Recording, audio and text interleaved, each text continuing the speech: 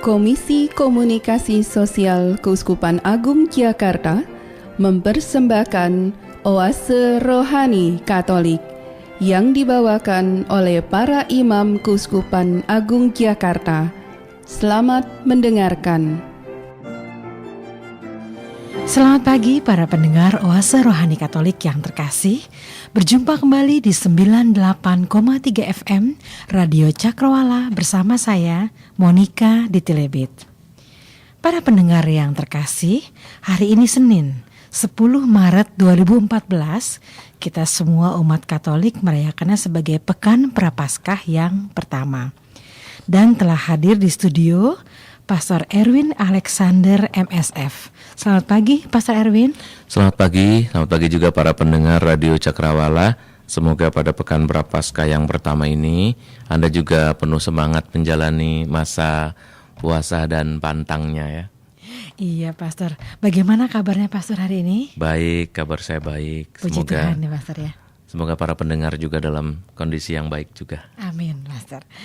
Baiklah para pendengar Oase Rohani Katolik yang terkasih, mari kita memulai Oase Rohani Katolik kita di pagi ini dengan doa pagi. Marilah berdoa dalam nama Bapa dan Putera dan Roh Kudus. Amin. Bapa yang Maha Baik, penyelamat orang berdosa, pandanglah kami semua anak-anak-Mu menjalani masa tobat ini. Semoga sikap hati dan juga hidup kami dengan gembira menyambut kehadiran-Mu untuk mengenang Prapaskah-Mu, untuk mengenang saat-saat sengsara-Mu nanti, dan sampai kemuliaan-Mu pada masa Paskah. Semoga kami menjalaninya dengan senang hati, dan setiap hari kami tetap boleh menjadi saksi kebaikan-Mu, demi Kristus Tuhan dan pengantara kami. Amin. Amin. Dalam nama Bapa dan Putera dan Roh Kudus. Amin.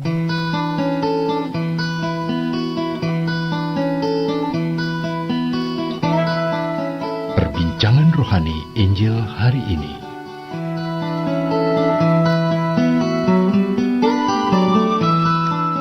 Para pendengar yang terkasih, mari kita membaca bacaan pertama kita di hari ini yang diambil dari Kitab Imamat bab 19 ayat 1 sampai 2, dilanjutkan dengan ayat 11 sampai 18. Tuhan berfirman kepada Musa, "Berbicaralah kepada segenap jemaat Israel dan katakan kepada mereka, Kuduskanlah kamu, sebab Aku, Tuhan Allahmu, kudus.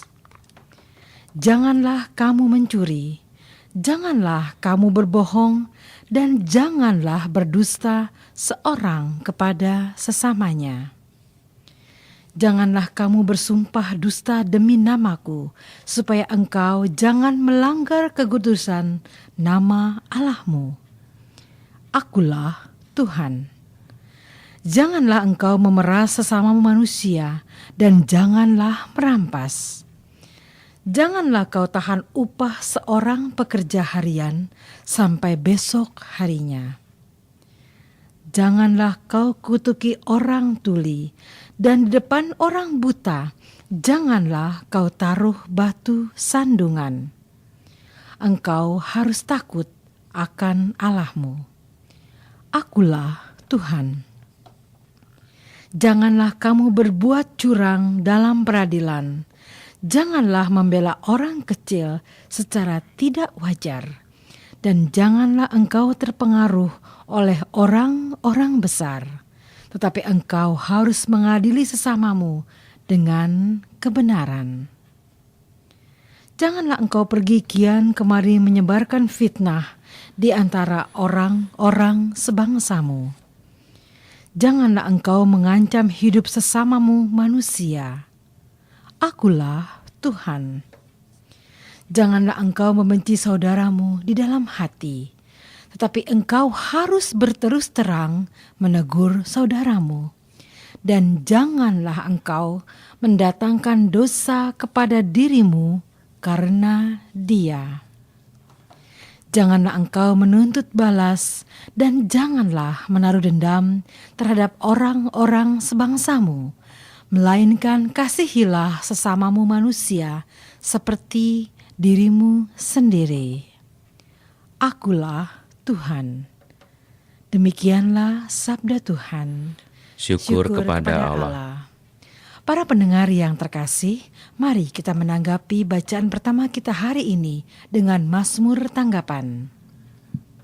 Sabdamu ya Tuhan adalah roh dan kehidupan. Sabdamu ya Tuhan adalah roh dan kehidupan. Taurat Tuhan itu sempurna, menyegarkan jiwa. Peraturan Tuhan itu teguh, memberikan hikmat kepada orang bersahaja. Sabdamu ya Tuhan adalah roh dan kehidupan. Titah Tuhan itu tepat, menyukakan hati. Perintah Tuhan itu murni, membuat mata ceria. Sabdamu ya Tuhan adalah roh dan kehidupan. Takut akan Tuhan itu suci, tetap ada untuk selamanya. Hukum-hukum Tuhan itu benar, adil selalu. Sabdamu ya Tuhan adalah roh dan kehidupan. Mudah-mudahan engkau sudi mendengarkan ucapan mulutku dan berkenan akan renungan hatiku, ya Tuhan, gunung batu dan penebusku. Sabdamu ya Tuhan adalah roh dan kehidupan. Para pendengar yang terkasih, mari kita menyiapkan hati kita untuk Injil suci. Terpujilah Kristus Tuhan, Raja mulia dan kekal. Terpujilah Kristus Tuhan, Raja mulia dan kekal. Waktu ini adalah waktu perkenanan. Hari ini adalah hari penyelamatan. Terpujilah Kristus Tuhan, Raja mulia dan kekal. Tuhan sertamu. Dan sertamu juga. Inilah Injil Yesus Kristus menurut Matius. Dimuliakanlah Tuhan.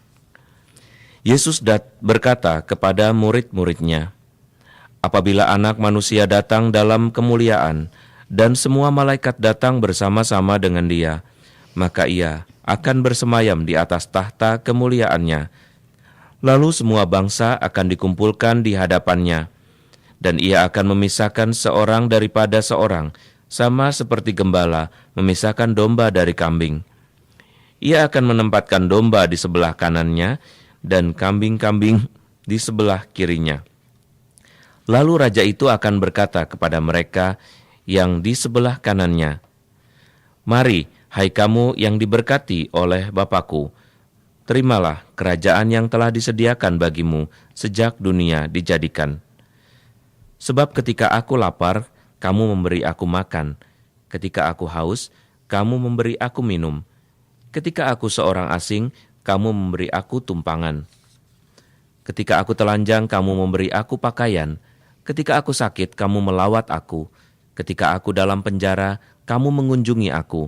Maka orang-orang benar itu akan bertanya kepadanya, Tuhan, bila manakah kami melihat engkau lapar dan kami memberi engkau makan, atau haus dan kami memberi engkau minum?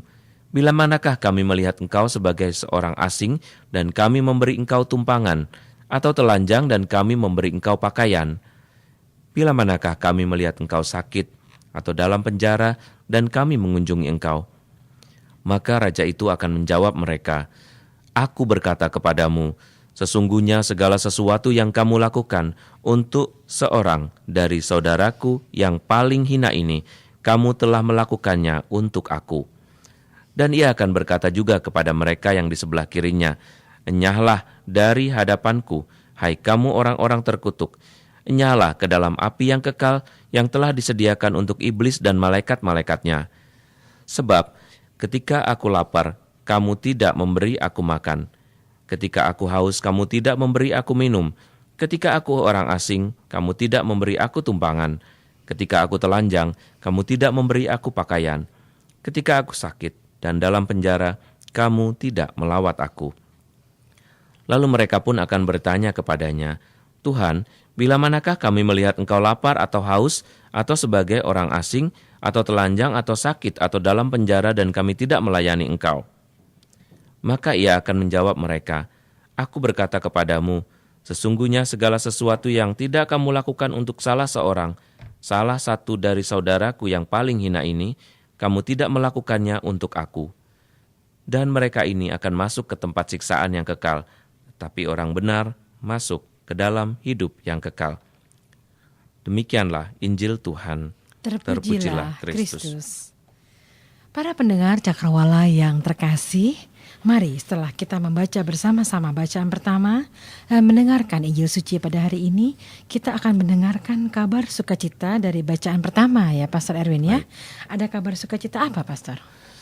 Baik, para pendengar Radio Cakrawala yang terkasih di mana saja Anda berada, pada pagi hari ini kita mendengar suatu standar kebaikan yang disebut standar untuk melakukan suatu laku tapa. Atau kalau laku tapa itu sepertinya seperti orang bertapa ya, bukan itu. Tetapi laku tapa adalah kita sedang menjalani suatu niat untuk melakukan suatu pertobatan. Dalam masa tobat ini kita melakukan sesuatu yang kita niati.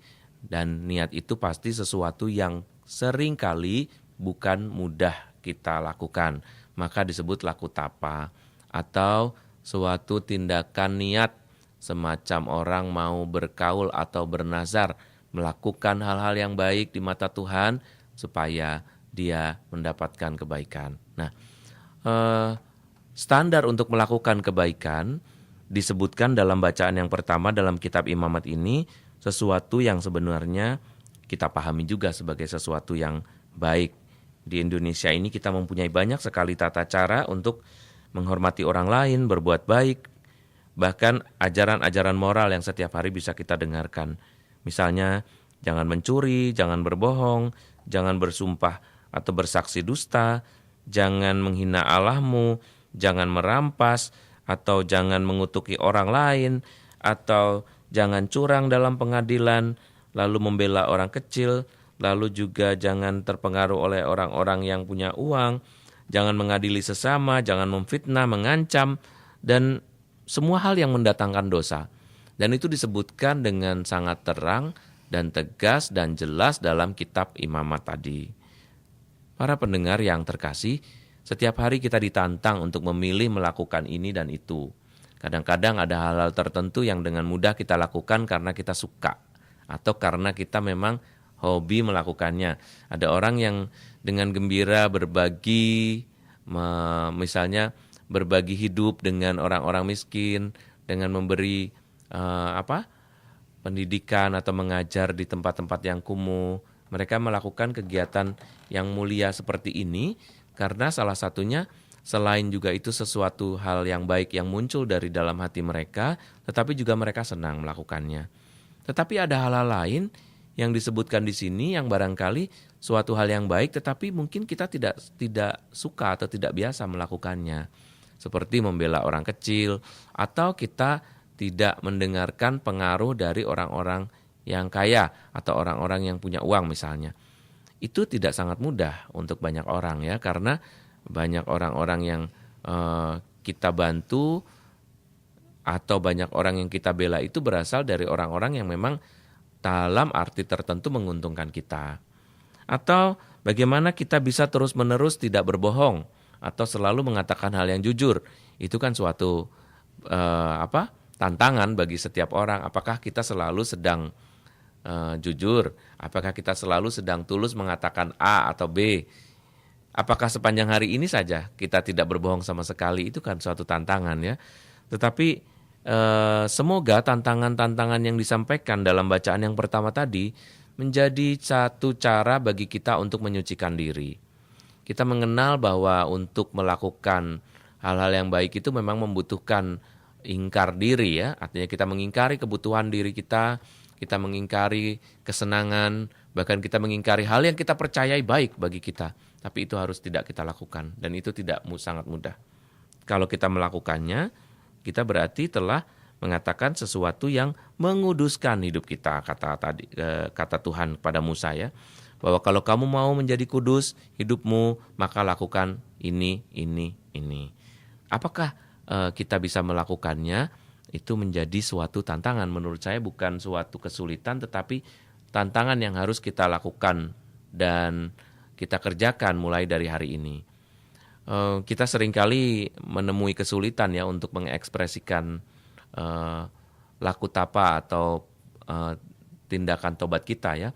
Kita memasuki masa Prapaskah, kebetulan ini juga minggu pertama, kita barangkali berniat dengan Rabu Abu kemarin untuk memulai masa Prapaskah dengan penaburan maksud saya pembubuhan abu di dahi kita misalnya. Itu sebagai tanda bahwa saya memulai sesuatu yang baru saat hidup saya bisa lebih dikuduskan melalui hal-hal yang baik. Tapi apa yang sudah Anda buat?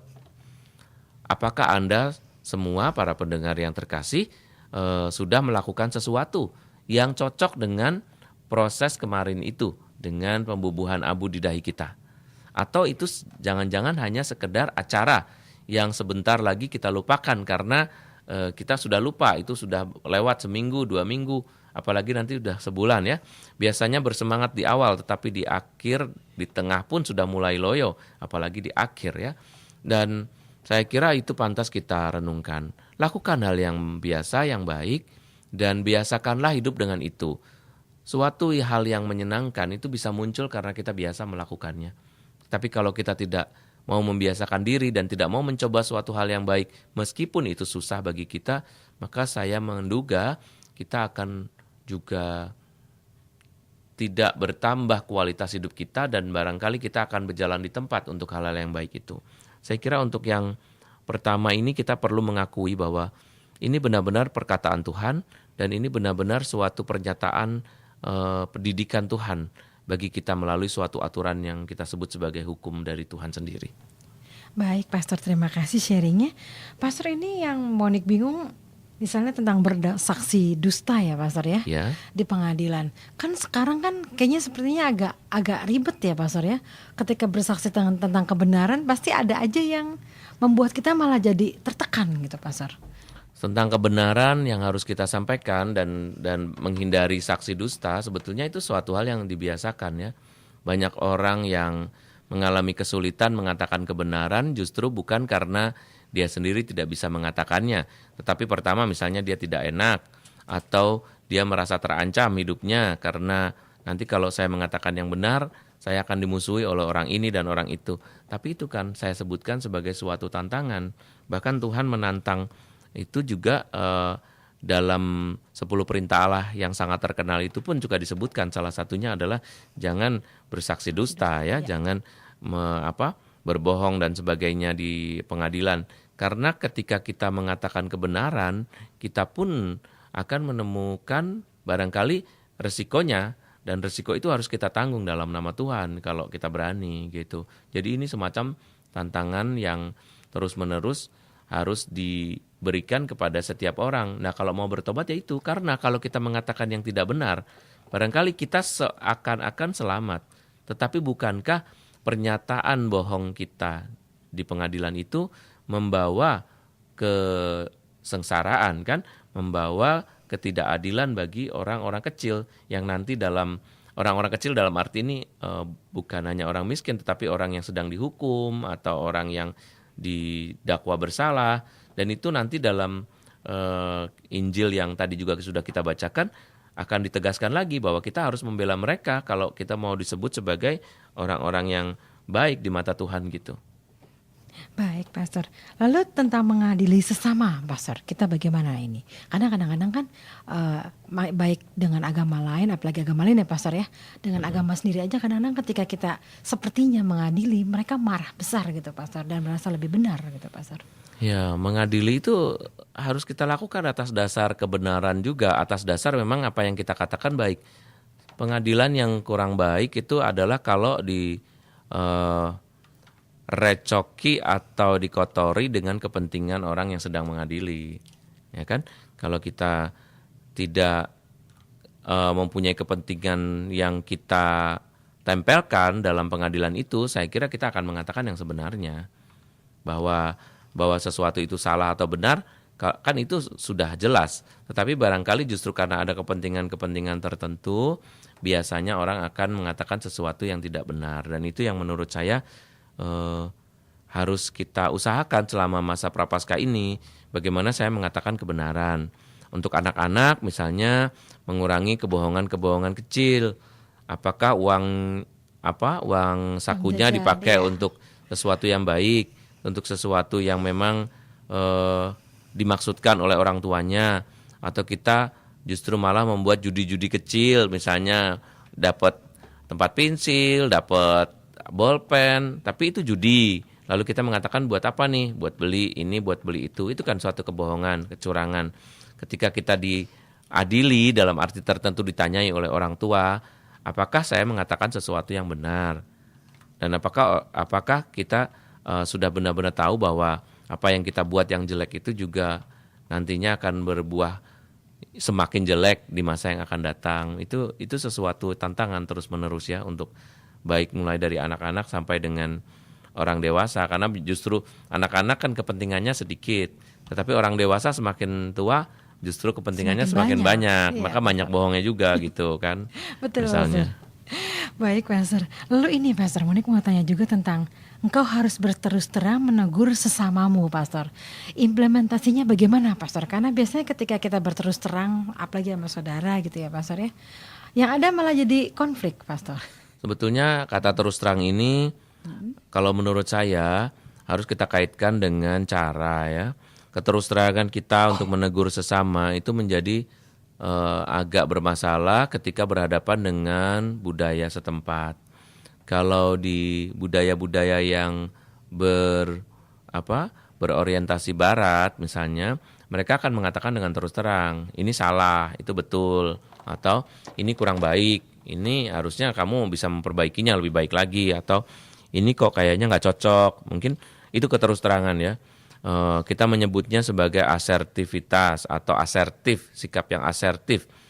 Dalam tulisan kitab suci ditulis juga kalau iya katakan iya, kalau tidak katakan tidak. Selebihnya dari si jahat. Berarti kan kalimat itu mau mengatakan bahwa kalau kamu rekayasa itu sesuatu yang jahat. Tetapi seni untuk menyampaikan sesuatu yang baik dengan terus terang itu membutuhkan seni. Misalnya dengan sentuhan dulu, dipegang dulu, kamu benar mengatakan ini. Misalnya, atau kita bertanya kepada anak kita, sebentar ya, mama mau ngomong bahwa kayaknya nih kamu akhir-akhir ini kok agak malas ya belajarnya. Nah, kita terus terang bahwa kita menilai bagi evaluasi anak kita bahwa itu malas. Tetapi dengan suatu cara tertentu, keterus-terangan kita itu tidak akan menjadi sakit hati atau tidak akan menjadi suatu hal yang membawa trauma atau membawa luka batin seperti itu kalau pakai bahasa yang sedikit lebih rohani ya. Dan keterus-terangan ini kalau kita biasakan mengurangi beban kita, karena kalau kita bohong akhirnya akan membebani juga. Efek sampingnya gitu ya, Pak. Iya, ya? Akan lebih lama menurut saya, akan lebih lama. Jadi perintah Tuhan ini sebetulnya perintah-perintah untuk hidup bersama. Apa yang disampaikan dalam kitab Imamat ini sesuatu yang sangat penting dan baik bagi hidup bersama. Maka kalau kita tidak bisa melakukannya, hidup bersama kita jadi kurang baik atau salah. Jadi sepertinya ya, sepertinya sesuatu yang baik atau sepertinya sesuatu yang menyelamatkan sesaat, tetapi untuk kelanjutannya akan menjadi sesuatu yang lebih buruk gitu. Jadi kalau kita mau menjalankan apa yang diperintahkan Tuhan, saya kira itu masuk akal semuanya ya. Iya. Kalau kita berbuat curang, ya sama aja, hasilnya juga tidak betul. Semua ini kan menunjukkan kepalsuan.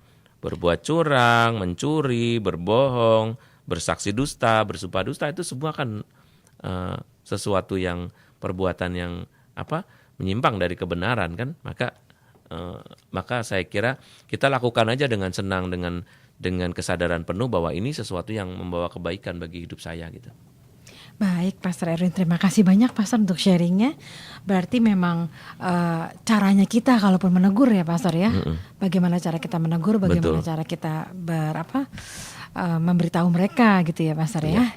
Baiklah Pastor, sepertinya kita harus berdoa malaikat Tuhan dulu, Pastor, bersama-sama dengan para pendengar. Baiklah, para pendengar Oase Rohani Katolik yang terkasih, mari bersama-sama dengan Pastor Erwin MSF kita berdoa malaikat Tuhan.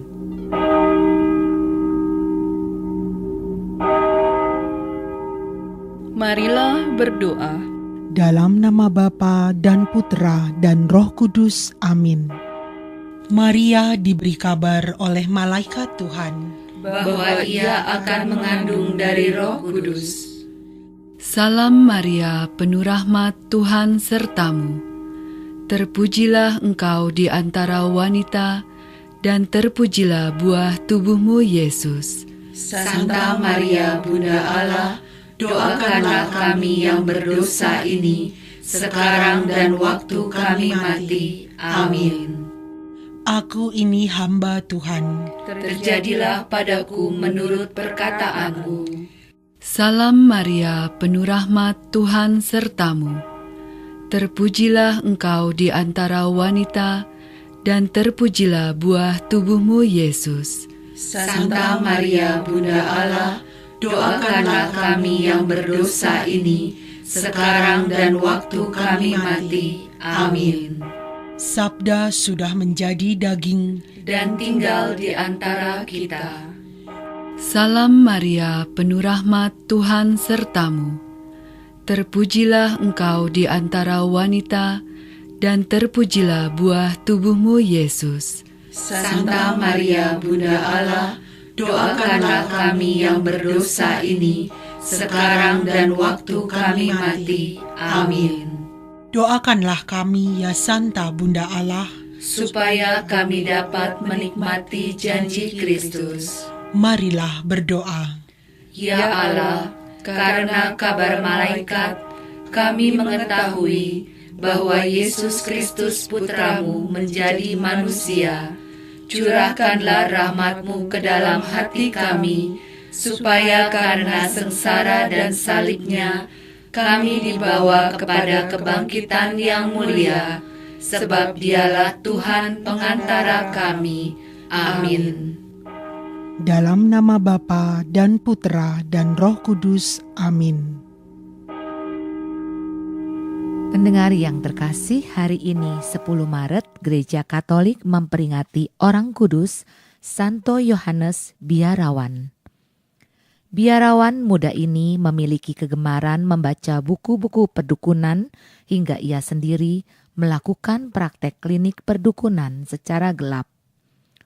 Oleh kawan-kawannya, ia dituduh bertahayul dan dimasukkan ke dalam tahanan biara di sebuah ruang yang sangat kotor.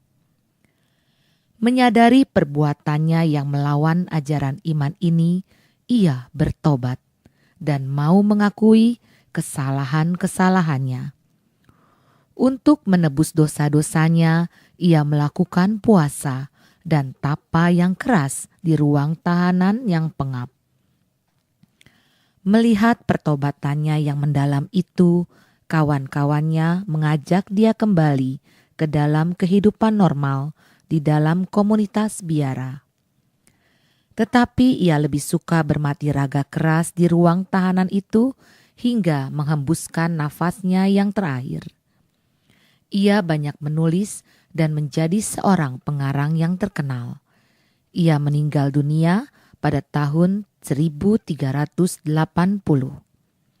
Demikianlah para pendengar yang terkasih, hari ini 10 Maret, Gereja Katolik memperingati Orang Kudus Santo Yohanes Biarawan.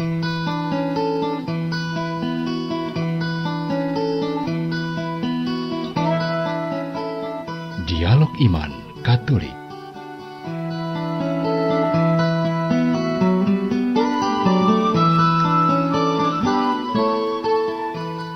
Pendengar Oase Rohani Katolik yang terkasih, setelah kita bersama-sama dengan Pastor Erwin berdoa malaikat Tuhan, mari kita akan mendengarkan kabar sukacita dari Injil hari ini ya Pastor ya.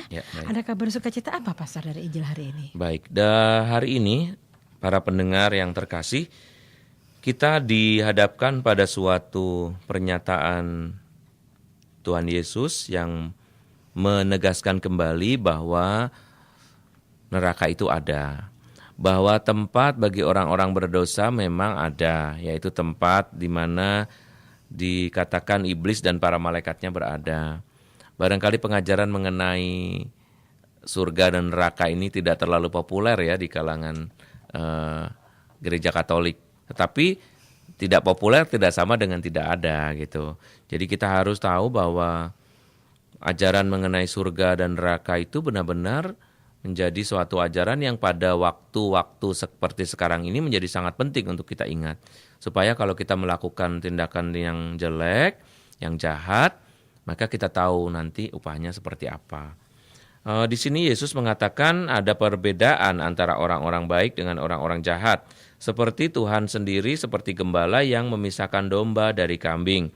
Yang di sebelah kanan, nah ini menurut budaya kita juga sebetulnya ya. Dalam bahasa Inggris kan jelas. Right and left. Ya. Right berarti baik, left itu berarti ditinggalkan. Berarti, buruk ya, maka kanan kiri. Maka kalau dipisahkan di sebelah kanan, maka akan dimasukkan ke dalam surga, diberkati oleh Bapa dan seterusnya. Tapi kalau yang di sebelah kiri, maka akan ditempatkan di tempat yang buruk, di tempat yang di mana iblis dan malaikat-malaikatnya berada. Dan apa yang harus dilakukan? Yang harus dilakukan adalah melakukan hal-hal yang baik katanya. Lalu disebutkan hal-hal yang baik seperti apa? Yesus menyebutkan ternyata itu disebut hal yang memperhatikan orang-orang yang menderita, orang-orang kecil. Jadi kita bisa hidup baik itu standarnya bukan hanya dari kata-kata yang baik atau kata-kata yang manis. Atau bukan hanya dari perbuatan-perbuatan kita yang kita rasa baik, yang kita rasakan dengan kenyataan itu kadang-kadang beda ya. Maka Yesus menegaskan yang benar-benar baik dan yang benar-benar dianggap baik sebagai standar kebaikan adalah kalau kita memperhatikan orang-orang yang sedang menderita. Ketika aku lapar, kamu memberi aku makan. Ketika aku haus, memberi minum. Ketika orang asing memberi tumpangan. Ketika aku telanjang, kamu memberi aku pakaian. Ketika aku sakit, kamu melawat aku. Ketika aku di dalam penjara, kamu mengunjungi aku dan seterusnya. Nah, orang-orang ini bertanya kemudian kepada Yesus, bagaimana itu kami tahu situasi seperti itu? Maka Yesus menjawab dengan tegas, kalau kamu memberi sesuatu kepada yang paling hina ini, maka kamu melakukannya untuk aku.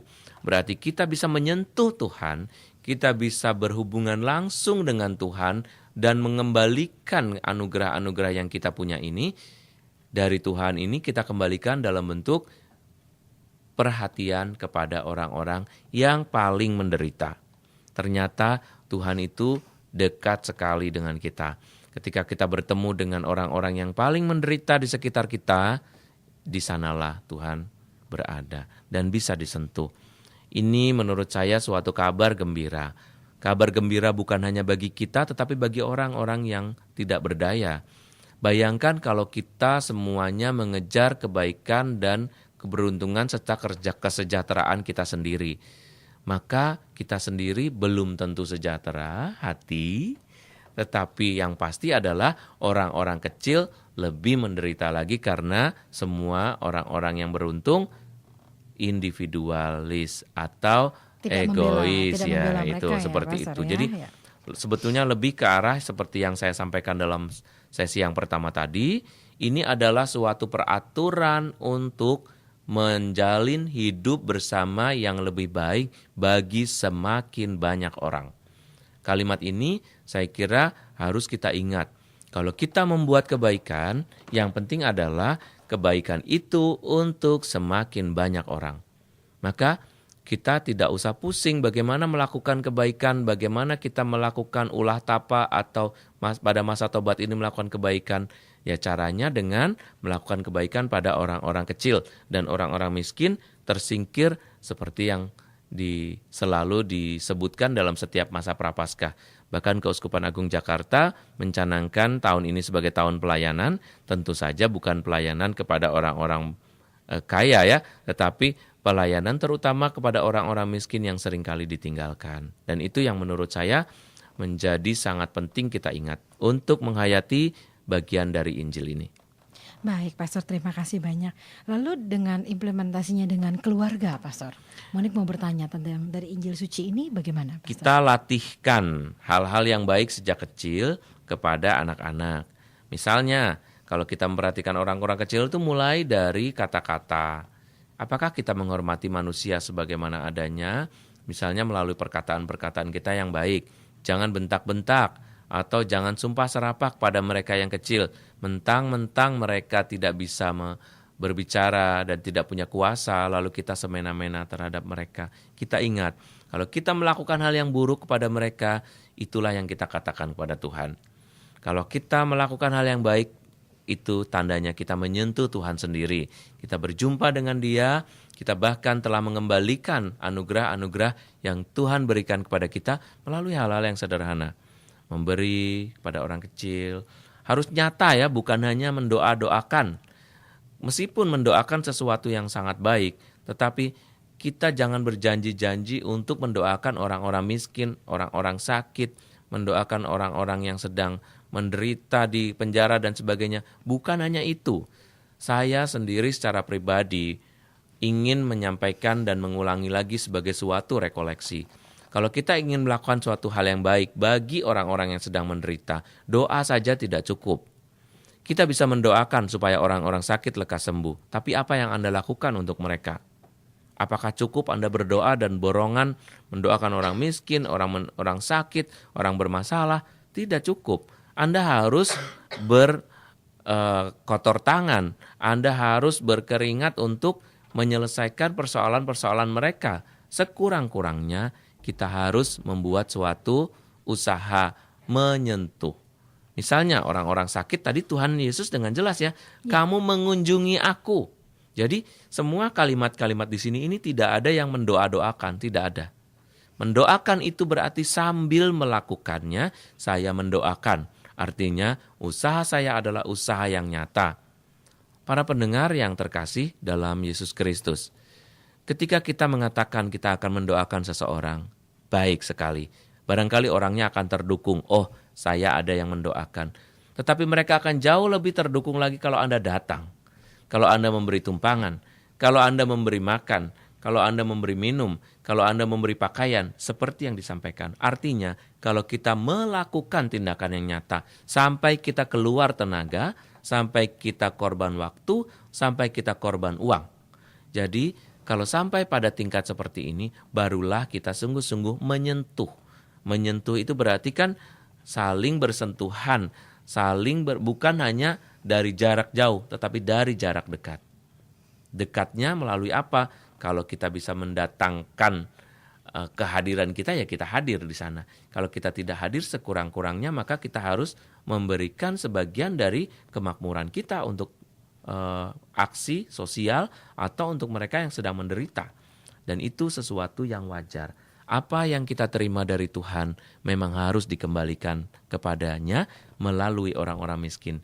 Itulah saya kira suatu pesan di balik kekayaan yang Tuhan berikan dan kemakmuran yang Tuhan berikan kepada kita.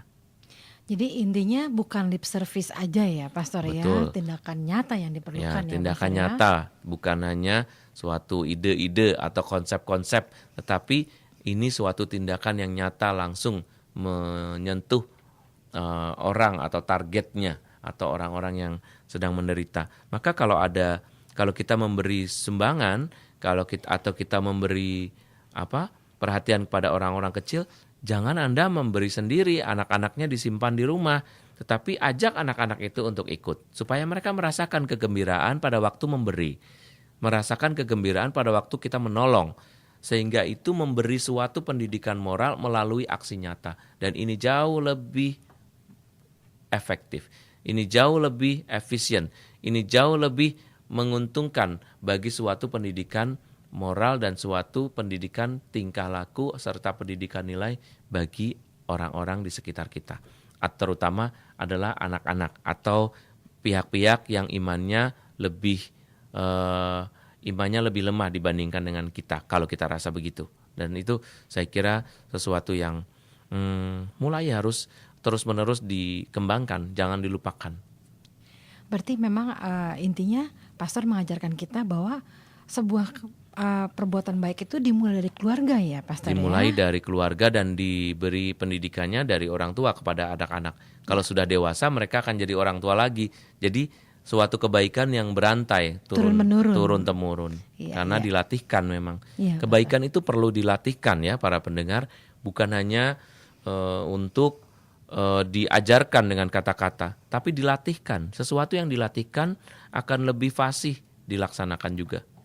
Allah bisa karena biasa gitu ya, Pastor betul ya. Betul sekali. Baik, Pastor, lalu Monik mau sharing sedikit ya, Pastor ya. Misalnya kita menemui seseorang yang memang mungkin dasarnya adalah pribadi yang kasar ya, Pastor ya. Lalu kita berusaha memohon dia untuk lebih baik, menjadi lebih baik. Mungkin pada tahun pertama, tahun kedua bisa dilakukan, Pastor ya. Tapi ada satu titik di mana mungkin dia merasa bahwa dia dimatikan karakternya, dia kembali ke awal gitu. Kita harus bagaimana, Pastor, dengan orang seperti itu? Kalau orang-orang bertindak kasar dalam arti dia justru membuat sesuatu yang buruk pada orang-orang yang tidak berdaya, misalnya kan kalau dia tindakan kasar itu biasanya dilakukan oleh orang yang lebih berdaya kepada mereka yang tidak berdaya. Kalau mereka sampai balik lagi ya kita harus mengingatkan, apalagi kalau itu orang-orang yang dekat dengan kita di rumah. Kalau anak-anak kita misalnya dia badannya lebih besar, lalu dia mengancam teman-temannya yang badannya lebih kecil, yang teman-teman sekolahnya. Kita harus melatih dia untuk mengatakan bahwa ini hal yang tidak betul, tidak benar, dan mama tidak suka atau Tuhan sangat tidak suka dengan tindakan seperti ini. Karena dengan begitu kita tidak bisa memanfaatkan apa yang Tuhan berikan kepada kita. Kekuatan kita bukan untuk memukul orang, kepandaian kita berkata-kata bukan untuk mencaci maki atau sumpah serapah pada orang, tetapi itu pasti direncanakan untuk sesuatu yang baik. Misalnya kita katakan seperti itu, dan itu akan mendidik anak-anak kita untuk bersikap baik. Dan kalau itu sendiri kita lakukan akan lebih efektif lagi ya, akan lebih efektif untuk dilakukan.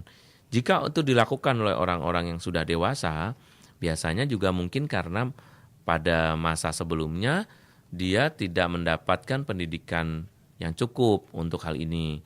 Barangkali di rumahnya memang selalu mendengar kata-kata yang kasar, sehingga dengan demikian dia terbiasa mendengar kata-kata kasar seolah-olah sesuatu yang normal, sesuatu yang wajar gitu. Maka mengatakannya pun menjadi sesuatu yang lebih mudah dibandingkan dengan anak-anak yang dididik dulu dari keluarga yang memang berbahasa baik ya, berbahasa sopan dan wajar, tidak dengan sumpah serapah. Saya kira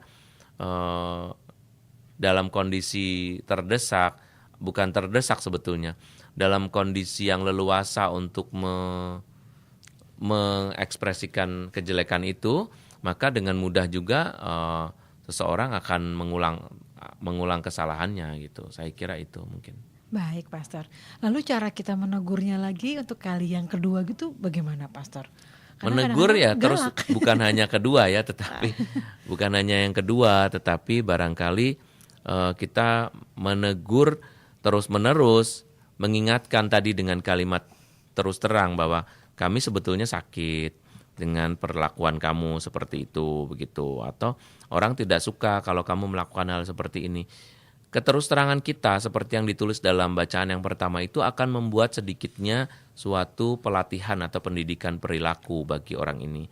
Dan itu kita lakukan secara asertif. Kalau iya katakan ya, kalau tidak katakan ya, kalau tidak katakan tidak. Maka itu sikap asertif namanya ya, jujur tanpa mau mengurangi dan menambahi. Dan hal itu kalau kita pertahankan, saya kira akan menjadi suatu kebaikan juga. Kita harus berani berterus terang karena ini adalah suatu komunikasi yang paling efektif untuk menyembuhkan orang. Kita harus berbicara kepada orang di sekitar kita, khususnya keluarga kita, karena kita tahu hanya dengan proses komunikasi atau berbicara seperti itu, dengan wajar, dengan proporsional, kita akan memperbaiki hidup kita. Menegur itu bukan suatu tindakan yang jelek.